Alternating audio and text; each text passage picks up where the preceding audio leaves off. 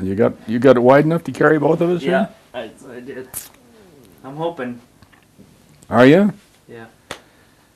Well, what do you want to drag out of me now? Well, Mike came over and found out he lost his job, and he is a computer systems analyst or something like that. Well, analyst would be part of the thing. He's a repairman. He's the one that fixes them, diagnoses them, finds out what's wrong with them, and much the same as the doctor is to a person, you know. And he worked for a unnamed, we won't name Yeah. whatever Well, as a matter of whoever fact, he I don't worked know the for. name. It's a rather large computer repair place. It does work for big corporations and so forth. Keeps all their equipment in working order and everything else. And So he was one of the operators over okay. there. So the company he worked for maintains the computer systems for large corporations right. and things like that. Mm-hmm. Prior to that, Mike was in charge of that very same thing for one of the big banks here in town before they, or it was a savings and loan, I think. Because when the savings and loan went kaput, well, so did his job. But he had a big job there. He had all of the branches and everything, all his computers. He was in charge of keeping all those things in repair. And so he lost that job because savings and loans went to the wall. Right. And then he got a job with another repair place, which finally was bought out by this one. So he's been with this one for a couple of years or more. So it was rather surprising that he's suddenly out of a job. Just give your feelings about corporate America, how America has developed as far as business sense goes. I mean, obviously you were 17, 18, you know, in 1930 when the Depression hit. Yeah. I mean, I don't know, you know, I guess it's... Well, 29 it hit. I was 17 years old. And that's 1929. was that when the stock market crashed. That's the big crash in 29. And then in 31, 32 is when all the banks started closing. Yeah, I think that it right? was 32 or 33. I can't remember exactly. But the entire 30 years, the next decade from 29, decade and a few years, we didn't really get over the Depression until Europe, then at war, started, and particularly England, demanded tools to fight the war with. And we were able to give them to them, and we got into that. And that surge of business drew us out of the Depression. And then we kept getting more of it because France needed our stuff too, and Russia needed our stuff after Hitler declared war on Russia. So that was the impetus that got us out of the Depression. If it wasn't for the war, the chances are of the Depression going on another 5 or 6 years at least. Right. Because it was far from other. In 39, before all of this started, we were still deep in the Depression. The condition of the working stiff has improved hundreds-fold since then. For example, like you say, Gramp paid me as a adult workman, even when I was 15 years old. And so I know what those adult workmen were getting and how much they could buy with it and everything else, which wasn't very much, but surprisingly much when you consider what $20 will buy you now. Right. But $20 was the wage that Gramps' men got for a week's work, 40 weeks, 50 cents an hour. And that is all they got. I mean, there was no unemployment compensation. There was no health benefits, nothing of that nature. I mean, no paid vacation. The only thing they got for what work they did was that hourly wage, and that's all. If they'd break an arm, that was tough. Only through the goodness of their heart would an employer go send them to the doctor or something. There was no obligation to do so back in those days. You just looked out for yourself. I had an example of that. One of my friends' father, working on a construction job when they built the big bank in Davenport, had his arm cut off right at the wrist, or his wrist, yeah, his hand cut off. And they gave him $100 or something like that, and told him to get himself fixed up, and he was out of work. He just couldn't work, and he never did get any work of any kind because he only had one hand left. But these days, why, you get all kinds of compensatory benefits. Right. That was never there. And then furthermore, hours. Well, no, we were working 8 hours a day, but just shortly before that, they were 10 and 12 hours a day. Gramp, through most of his worked 10 and 12 hours a day, 6 days a week, and that wasn't unusual. Everybody did. So the benefits today for a working man is so much better. I mean, the equipment, there was so much manual labor years ago. I mean, we used to heist all those cement blocks up from one scaffold to another, manually, one at a time. Now they got a big crane that just takes the whole thing up there and drops it off, like roofing, for example. They put all the roofing right up on top, just like that. That was all done by hand. You carried up a ladder on your shoulder. And I carried hod for Gramp up on my shoulder. Hod, you know what I don't know how. a hod is a thing that you carry on here that has a mortar in it for laying. That's the way to get the mortar up on there. You put it in the hod and you carry it on your shoulder, and then you dump it off on the hod, on the mortar board up there. But it was all physical labor, and I mean, if you didn't have the physical acumen to stay up with this thing, you just didn't work, because somebody else got the job. Right. So it was a tough life in so many respects. Well, and another thing too, for the working guy, there was not a heck of a lot left out of his salary when he got through paying for his food, his housing, his clothes, and the medicine and everything else that he might need. There's very little left over for entertainment, recreation, or anything like that. And so the recreation was very modest, maybe a picnic in the park on a weekend or something like that, or going over to relatives and spending an afternoon there or something like that. They didn't go to shows often. There was a lot of free concerts in those days in the parks and things like that, free things. And they were fun. They were fun things. I remember as a kid, it was fun to go to the park and hear the band playing and everything else, and run around with your friends and everything else. It wasn't all bad. Yeah. Well, and that's and talking more, you said that the working man has it so much better nowadays than back then because of that. But don't you think, just to create debate, I guess, I mean, but there was work. I mean, granted, it was hard work, and it wasn't really well-paying work. It was but cyclical. there was work. It was cyclical. Sometimes there was lots of work, everybody was busy, then there was other times when things were slow.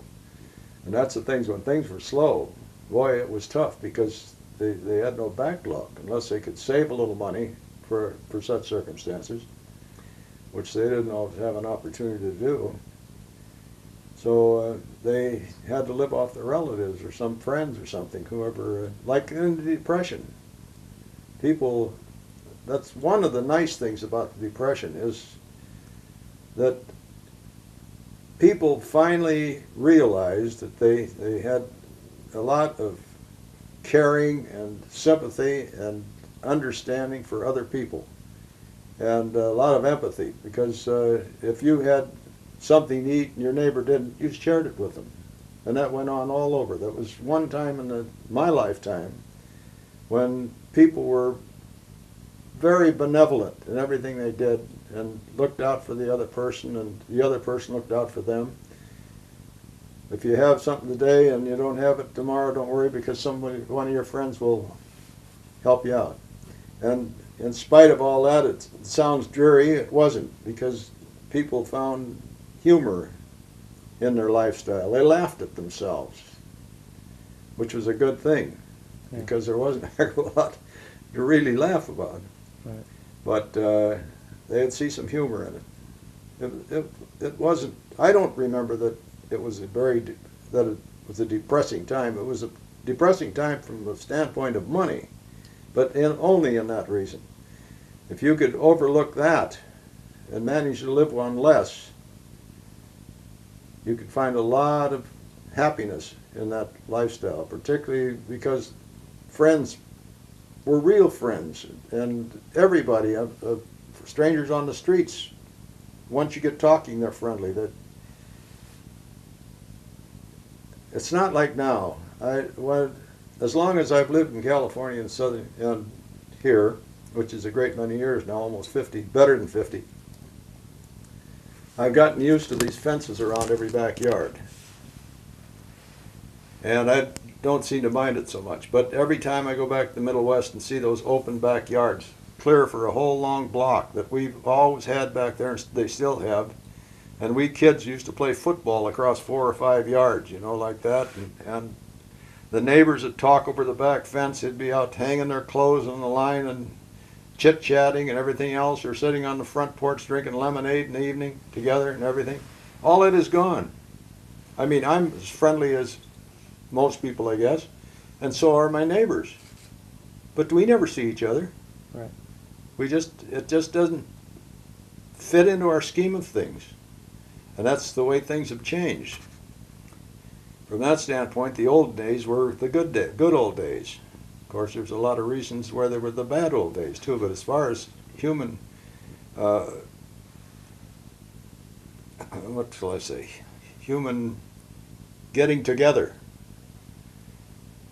that was the time. That was when it was really great. Yeah.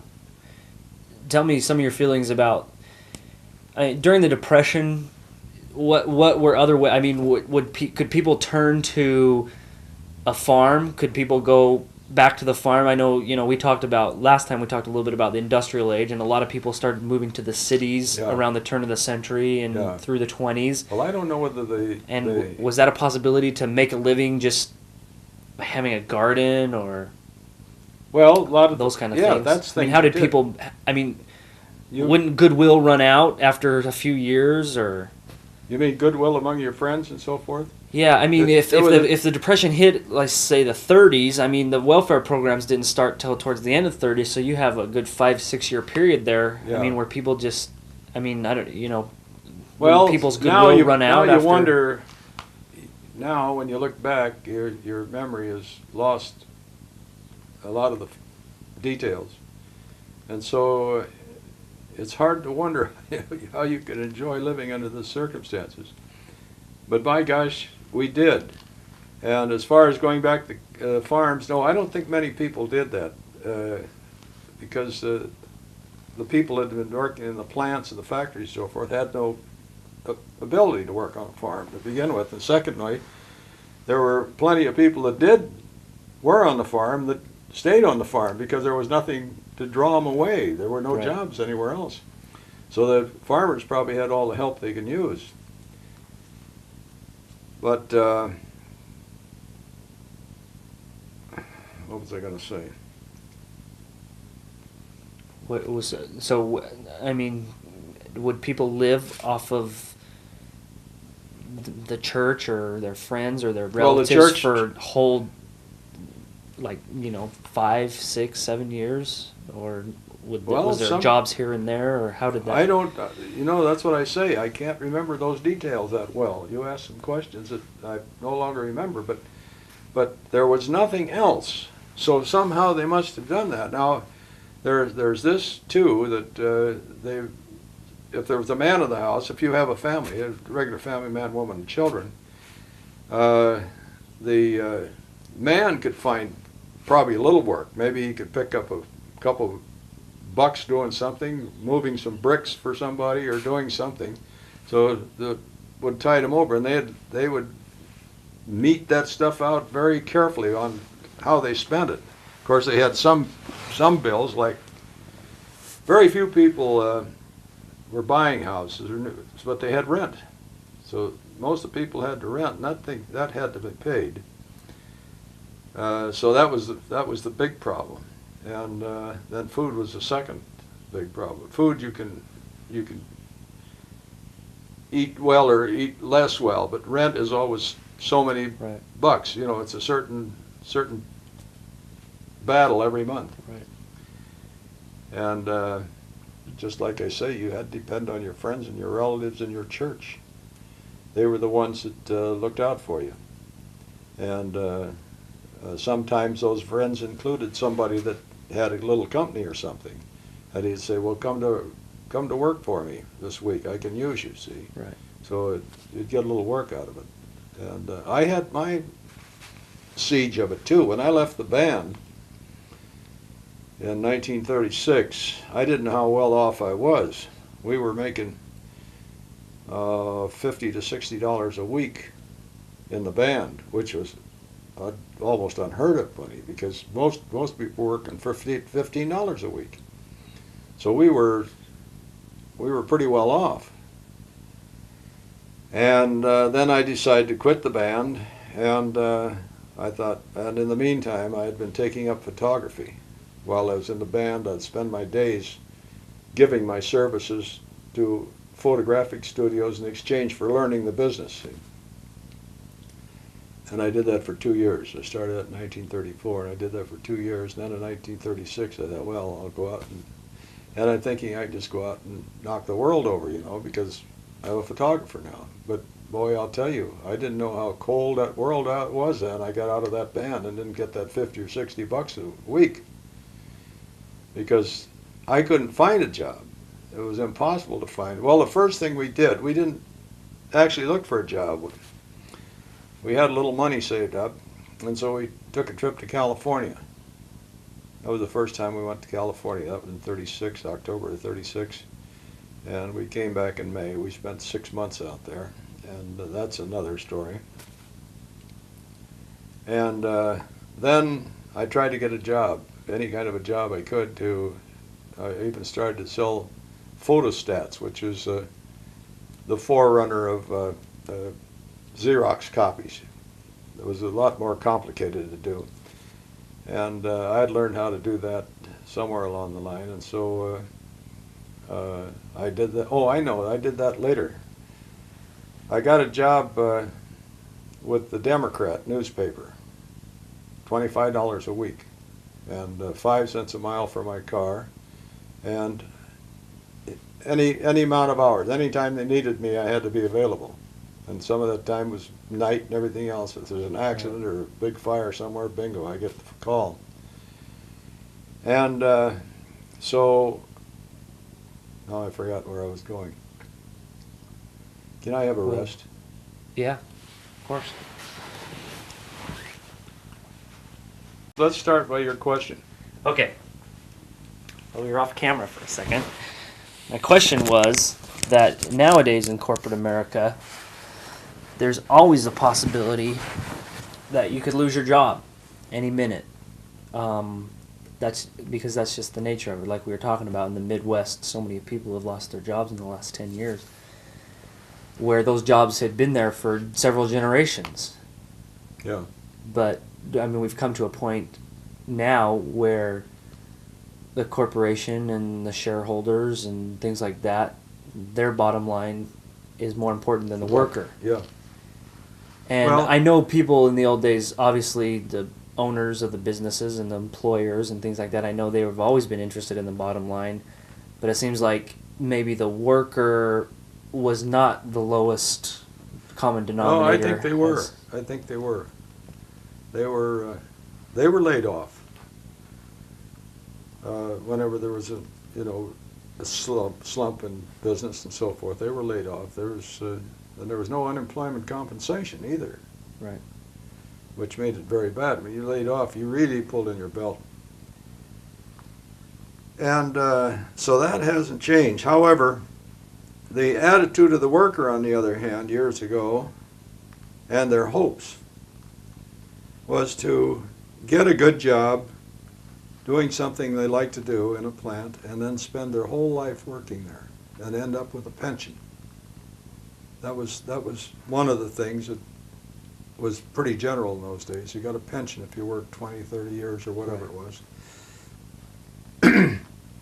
Of course, that's true now, but now their pensions back there were pretty solid. They got them.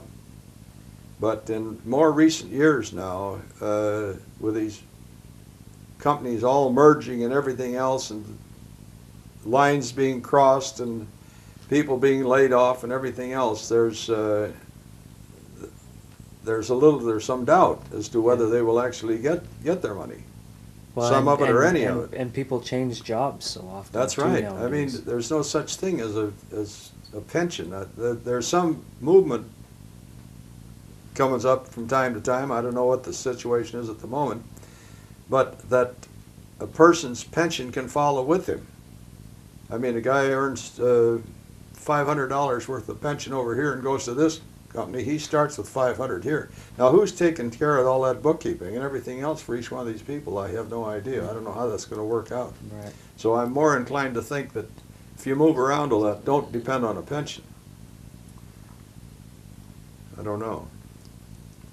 But Do you see any other glaring examples of differences between the average working Joe back in the 20s and like pre-depression versus now?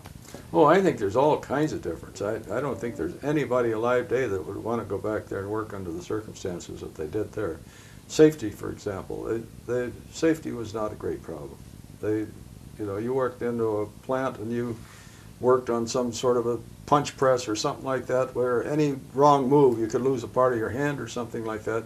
They had no safety devices. Now, if you work in something like that, the minute the thing comes down that draws your hand, you have something on your arms and it's connected with so that when that machine comes down, your hands are pulled away. So you can't, safety, things like that, they're all over the place in plants these days, in almost every circumstances. And the handling equipment, mechanically they move stuff. They don't do it with muscles. Right. They do it with mechanical means like forklifts and everything else. And I mentioned before about raising up the cement blocks, and now they. But so the difference is phenomenal. I mean, if somebody that worked back in 1920 were to miraculously come alive and take a look at the circumstances under what the same guy does now. Carpenter, for example, every board they sawed by hand. Every board. Everything. Now they go like that, or put it on a table saw, and cut long lengths, and have hand power-driven nail hammer, zing, zing, zing, zing, punching. Those things would just seem miraculous to people that worked back in those days. Which brings a thought to my mind, which I'd like to ask you about. Tell me what the difference is between building houses then and building houses now, in the fact that I see old houses circa the teens and 20s, that era, and I think they're gorgeous and they're all unique and they just seem great. And now you go to these new subdivisions and they make every single house exactly the same, and it's stucco and tile and well, they never there's made. no. I think the main difference there, years ago, they didn't make whole messes of houses. See, now we're in a rather nice area here, but if you look around here, you'll find out there's probably about 6 different styles of houses, and that's all there are in here. Right. And some of them are like this one that's got the living room over there, but 2 doors away is the same house, but flopped with the living room over here. And but otherwise it's exactly the same. So in order to keep the construction costs down, they make multiples Right. of any one thing, where years ago everything was a custom built house. Right. You couldn't do it anymore. If you wanted a custom built house like this now, and this is not an expensive house comparative, it would probably to build this house today on a custom basis, new plans, new everything. It would probably cost at least 3 times what this cost, because this was done on a mass production deal, Right. with plans that went for, where one set of plans would be the same for maybe 200 houses, depending on the size of the development. But every one of those would be individual, and that's the way those houses were built, that one individual owner, one individual house. You say now it's not economically viable. Why would it have been more so back then? I mean, wasn't money scarcer? Well, no, then? you're right. You're right. Under the cost would be less then, but also the income was less. So the comparative between the two is about the same. But we are getting so much more in the house now than they used to have. You'd get the 4 walls, the windows, the doors, and floors, of course. Today, you've got electricity into the house. Of course, I don't know whether, well, back in the 20s they were putting electrical wiring in. But electrical wiring was a much simpler process to put in than it is now. And so it was with everything. The plumbing, let's see, how about the plumbing? Well, they didn't have as much of it. They only had 1 bathroom, for example, where most of the houses now have 2, Right. sometimes 3. And you got all the ductwork for heating and ventilating. You got air conditioning now, which you didn't have then. Fans in the ceiling. And a variety of other things that are added to it now that add to the cost. Now, if you take all of these items out that are now in our house that were not in the house then, it would bring the cost of this down appreciably, if they just were the 4 walls, doors and Right. windows and so on. So perhaps the difference would be in the extras that are on it. Right. Well, personally, I see it as less craftsmanship nowadays than back then. And not only in houses and things like that, but in a lot of Oh, things. that's in another thing, clothing yeah. and shoes and Yeah. cars even. Well, I don't know whether it's less craftsmanship. I think the things that we get now are better craftsmanship. Automobiles, for example. I mean, in the old days, the old Model Ts, which were very simple automobiles as compared to the complexities of these modern things that we drive. But nevertheless, you'd have to clean carbon off the pistons about once every 6 months. You had to set the pins. You had to, I don't know anything about mechanics, but you had, I can remember from personal experience, you were tearing that car apart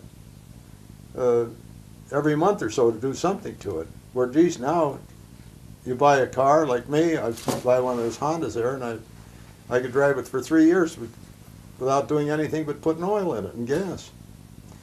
So you can't squawk about that kind of quality. Yeah, well, that's technology. Yeah, I well, think that's more technology. so than Yeah, craftsmanship. that's right, it's technology. But Well, we'll stick. But things like everyday things, clothing, houses.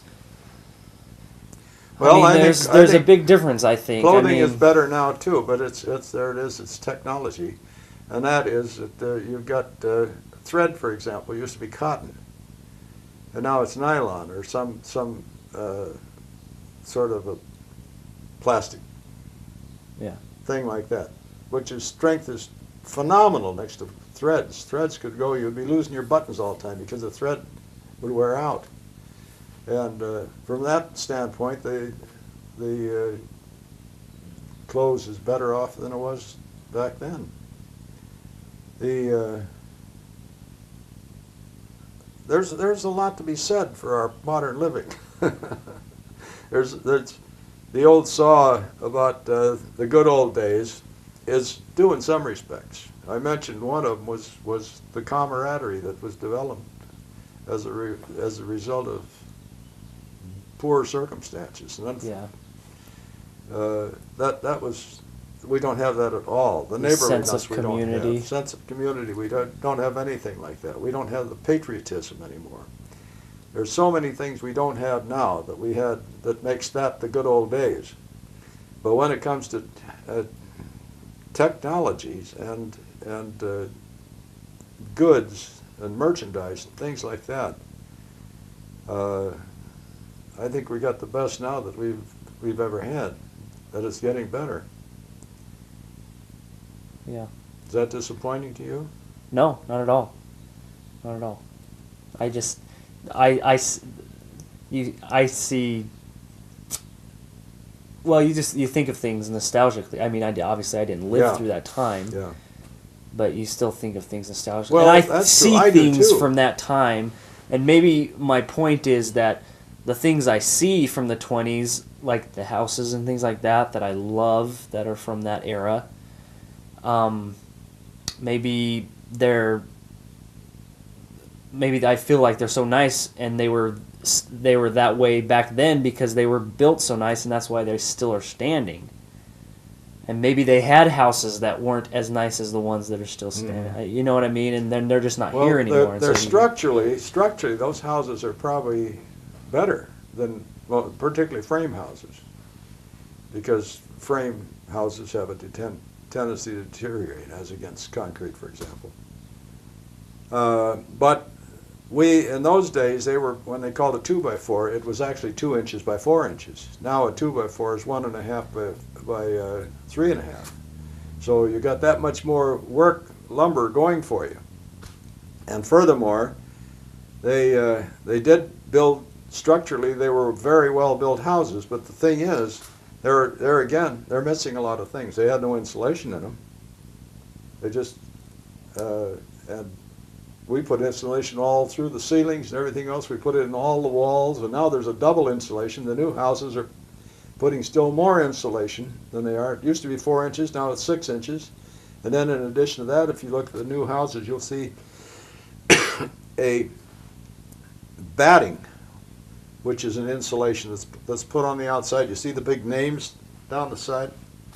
That's another type of insulation, which is added to it instead. See, so everything is improving, and it's becoming more expensive as a result. Yeah. But like I say, all you got were the walls and the ceilings, the roof, and Yeah. that was it. Yeah. You just, I guess my thing is just you think of things if they were, you think of them as being, if they're handmade, individually made, rather, I mean, better. it's like, yeah, that you'd think that they're better, but I guess technology has compensated for the Yeah. fact that they're, Yeah. well, I guess technology is what's made them so you don't have to make them handmade anymore. No, that's and right. Technology also compensates for the fact Yeah. that there's not the human quality, doing it. Do you know what I mean? And all of this came from the fact that you said they have to cut every single board Yeah. by hand when they're building a house, and it just made me think, well, maybe that's why those houses from that era seem so much better than what they have now, because they had to do it they just had to put so much into every little detail that Yeah. it comes out in. I mean, I see that when I see a house from that era. Yeah, but then you can look at it the other way. You can take and say a guy had to have a real tight fit on a board that's 4 feet long, and he sawed it a little crooked, and gets it up there and find out a little crooked. It's unlikely he's going to come down and do another one. he's going to compensate it, put an extra nail in it up there or something like that. So I don't know whether it necessarily gives you a better quality thing if you do hand do everything, because hand done things are hard to duplicate, where you can mass produce something and have all clones of each other all the way down the line, so that and that's particularly true in mechanics and things like that. I mean, when they make pistons for cars, those pistons have got to be true one to the other by what, 1/32nd of an inch or something Right. like that. What am I saying? 1/3200th of an inch. Yeah. And mass producing them is about the only way you can do that. Right. Yeah. Well, that's all. I just, you know, you just get that old, like you say, the old day feeling, you know, where Everything was better.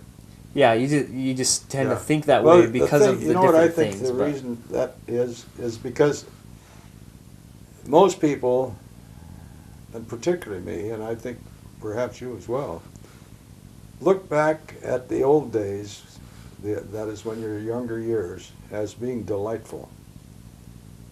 And so consequently that rubs off on everything that you touched, everything you used, and everything you experienced, and everything that you worked with was part of that delightful view that you have of. So that stuff, as bad as it might be, still rides along in your mind as being something that's Right. unusual. And I can remember my granddad's first truck, for example. He had an all-American truck, which came and went in a matter of about 5 years, the company. Yeah. Back in those days, there were all kinds of truck companies and all kinds of automobile companies starting up, and they'd flop and fall, and finally we got what we got today. But anyhow, that all-American truck, it was new to me. He had had a horse prior to that, and that truck was the first truck we ever had in the family. In fact, I think it was the first car we had in the family. And boy, it had to crank it up, and it bump, bump, bump, bump, bump, bump, bump, and run, you know, 4 cylinders, and we were listening to 1 cylinder on his cement mixer was the only other engine we ever heard around there, and that was the 1 cylinder. So this sounded delightful, and anyhow, it would take us all the way out to the country, out to Larson's farm, for example, which was about 10 miles out in the country, and all the way back, much faster than the horse and buggy and everything else. It got us there, and all we had to do was put gas in this thing, and it'd do this. And so consequently, I thought there's nothing in the world better than this truck. And perhaps at that time there wasn't, but I'm still remembering that as a great thing. Yeah. Which adds to the fact that everything else was so great in my youth. Right.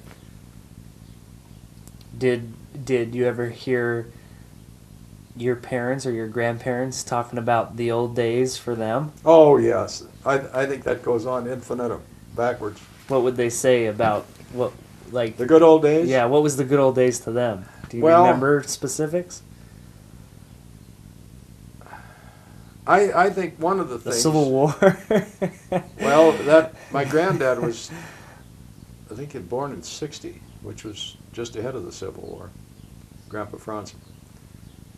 No, I never heard him say anything about Civil War, but I do remember him saying the good old days, and I don't know what they were talking about, but I can imagine what they talked about, and I think it was the sociability of people, the willingness to help each other, because back in those days, and it was the conditions of the times that caused them to do it, because they were living out in back there, the 60s, 1860s and so forth. They were living out in the country, most of them. Towns were just little tiny things, and even whether town Especially or country. the Mississippi River Yeah. is the end of the line. That's right. I mean, It anything was just west about the end of was the line. that was Yeah. it, right? But anyhow, they had to cut the trees down. They did everything from scratch. And so neighbors helped. All the neighbors helped the Johnsons over here to build their place, because the Johnsons in turn would be part of those people that would come over and help these. They helped each other, and that carried on, that carried on up until the 20s or so, and the people would do that, and then pretty soon they started having regular contractors and so forth. They lived in places where they were available. But anyhow, it reminded me that harvesting, for example, up until probably the 50s, maybe it's still going on, I'm not familiar with it, but the harvesting, the farmers would all go to one place and with all their equipment and do the Jones farm, and then they'd come over here and do the Smith farm. And everybody worked together to do everybody's farm, see? So that sort of cooperation extends back a long, long way. And so consequently, my grandfolks, when they talk about the good old days, are probably talking about the good old days when they had the barn racing. And all the family got together and they had the picnics and they danced and they raised the farm and all the buildings and everything. They made a party And out it wasn't of it. like that anymore when you were around because No. now they have a contractor That's to right. do it. And So it wasn't anyhow, the that good was old the days good old anymore. days. So See, and you talk about how sociable people were when you were growing up, yeah, and your parents and grandparents thought people were more sociable that's right. even before that. I think that's the same way. Maybe because of the city, because now people were in the city and it was Mhm. different than being in the country. Yeah. Do you think? That's a question. Well, the city was less of that than in the country, but nevertheless, even in the city there was that helpfulness and friendliness and across the back fence conversations and gossip and all that going on. So that was the good old days. And it's the same way with us. I mean, right now, I look back at those, I call them the good old days. What it is the friendliness, the camaraderie between people is what we're talking about. Right. The camaraderie between those that were raising the barn. The camaraderie between all the way along the line. And that's the part that we miss. Right. Like now, I mean, I'm kind of a social individual, and I miss the neighborliness that we should have. Yeah. And I'm as much to blame as the other because I'm as interested as they're probably as interested in getting together as I am, but we never find the time. The opportunity isn't right. It takes some guy with enough backbone to say, look, I'm going to get the neighbors together and we're going to have a picnic out in the yard, out in the front, you know. Somebody like that is the only one, is an absolute necessity to get people like us these days together. Right. And I grew up in a small town, so I was lucky enough to have a similar experience growing up as far as the camaraderie of the neighborhood. And Yeah. I mean, I grew up with the neighborhood kids, and everybody, you know, we were more spread out than Yeah. in the city, but there was a lot of helping going on, and everybody knew everybody, and Yeah. that kind of thing. So I was lucky Well, enough you would to have get more that, of it but- up there than you would here. Yeah, and that's my point being, nowadays most kids grow up and I know I wonder if they even play with each other in the same neighborhood. They You wonder. probably don't. You wonder. You know, you don't know. Well, the thing is, at least 50% of their playtime, and perhaps more, is now spent watching TV, Yeah.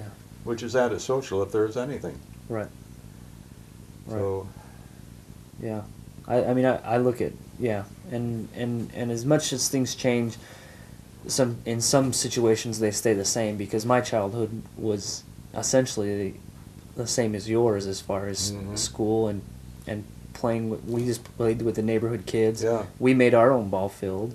We did have little league, but we were all interested in baseball much more than 1 week a game. Yeah. Or one Yeah. game a week, Yeah. I should say. I mean, we played every day. And your baseball games were just once a week. yeah, that's true. And so as the neighborhood kids, we all got together and we made our own field out in the woods, actually. And, you know, we had the trees as part of the field and You had a good situation. up stuff there. like that. And I did have a good situation. And so in a lot of ways, when you're talking about your childhood, it Somewhat felt the same exactly as like yours. mine. Yeah. In I'll essentially tell the you, same way. remember the Waltons? Yeah. That is my kind of childhood. That was set just about the time that I was a kid. But they were out in the Yeah, country. they were out in the country. But Yeah. even we in Davenport, were at Grandma's at least, were kind of out in the country because we had a big pasture out back of the place. I don't know, 80 acres or more. I can't remember, but it was large. Well, I can tell you it was how many square blocks? 1, 2, 3, about 6 square blocks. Wow. Big. And right down the center of the thing ran a little creek down in a recess, you know, and then it ran to kind of a little swamp down there. So we had everything in there that we wanted in that place to play around in. So we were kind of like in the country there too, and we wear a pair of overalls and nothing else all summer long, that's all. Yeah. Barefooted. no shirt on, Yeah. nothing in our pockets but frogs and a pocket knife. Yeah. Oh, and garter snakes. We used to catch garter snakes and put them in our pocket. Yeah. And in suburban America, I guess that just doesn't happen anymore. No. That No. kind of growing up like that. No. So I really think that when people think of the good old days, they're not thinking of anything mechanical or anything material. They're thinking of human relationships. Yeah. They were better then than they are now. Right. And I can say they definitely were better. Yeah. Yeah. And that's kind of a condition of living here in the West where everyone comes from different places and they all have their own ideas and they just stay to themselves, Mm-hmm. kind of thing. But I guess that's the continuing plight of the urbanization. I mean, everybody's moving to Cities. yeah, Yeah. and from other places. Anyways, thank you. Thank you. We'll wrap for today.